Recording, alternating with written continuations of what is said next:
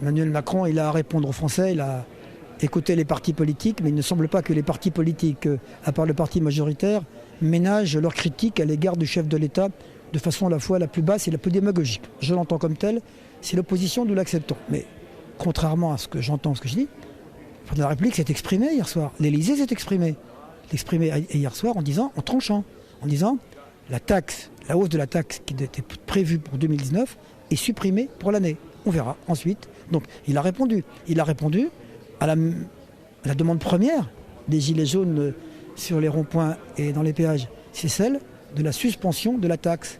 Donc c'est plus un moratoire, c'est une suspension. Je pense que là c'est un effort considérable, parce que fiscalement c'est un effort considérable pour les recettes de l'État. Mais croyez bien que le chef de l'État, que j'ai côtoyé dans son voyage dans le Nord il y a quelques semaines, et que je le connais par ailleurs bien, connaît parfaitement les difficultés des Français. Et s'il doit répondre, attendons le week-end. Parce que répondre aujourd'hui, quand on ne sait pas aujourd'hui quelle est la réaction ou la violence que les ultras peuvent mettre demain dans notre pays, les dégâts qu'ils peuvent y produire aussi, je crois qu'il est préférable que le chef de l'État attende la fin du week-end pour s'exprimer. Vous avez parlé du communiqué de l'Élysée d'hier soir, mais justement, est-ce qu'il n'y a pas eu cacophonie entre Matignon et l'Élysée avec ce moratoire dont a parlé Édouard Philippe dans son discours devant l'Assemblée nationale hier après-midi, et puis ce changement le soir? Moi, je ne cherche pas à mettre de la discorde à l'intérieur de l'exécutif, parce que je trouve que le couple Élysée-Matignon aujourd'hui gère la France avec de la fermeté, mais aussi de l'écoute, et essayer de diviser n'est pas mon rôle. Ce que je dis, c'est que le chef de l'État a compris l'ampleur, le drame qui peut se nouer dans ce pays si samedi devenait à nouveau samedi noir, voire très noir.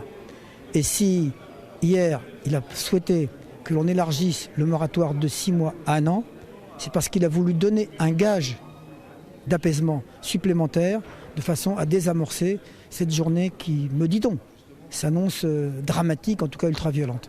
Vous la craignez, cette journée de samedi? On a entendu effectivement aussi les avertissements, notamment de l'Élysée, et puis même maintenant on entend à droite comme à gauche des personnes qui disent les gilets jaunes qui veulent seulement manifester, restez chez vous, car samedi il y aura des casseurs à Paris. Est-ce que vous ne craignez pas aussi que le message adressé par l'Élysée soit presque autoréalisateur? Bien sûr que je la redoute.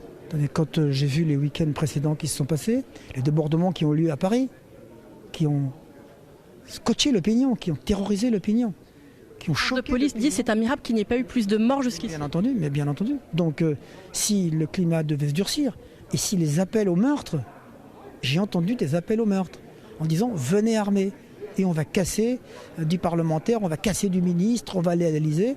Si ces messages sont entendus par une minorité d'ultra-violents, et bien sûr que c'est une minorité, mais je souhaite que les gilets jaunes responsables, que je connais par ailleurs, qui veulent manifester pacifiquement, ne servent pas de caution en abondant les rangs à Paris dimanche, parce que moins ils seront nombreux, plus il sera facile de les canaliser. Donc je crois bien entendu que je redoute ce samedi. Je pense que tous les Français redoutent. Et le chef de l'État, bien entendu, il a pris la mesure, il l'a dit, il l'a dénoncé. Moi je pense que nous sommes dans une situation de volonté de putsch. Et putsch, vous savez ce que ça veut dire? Des gens qui aimeraient le pouvoir par les armes, qui remettent en cause la République, l'État, la démocratie, et qui pensent que demain, on peut instaurer une forme de pouvoir direct par la violence et par les armes. Les Français en sont cons. Tous ceux qui soutiennent aujourd'hui les manifestants doivent en être conscients. Et moi, je fais un appel à la lucidité et à la responsabilité.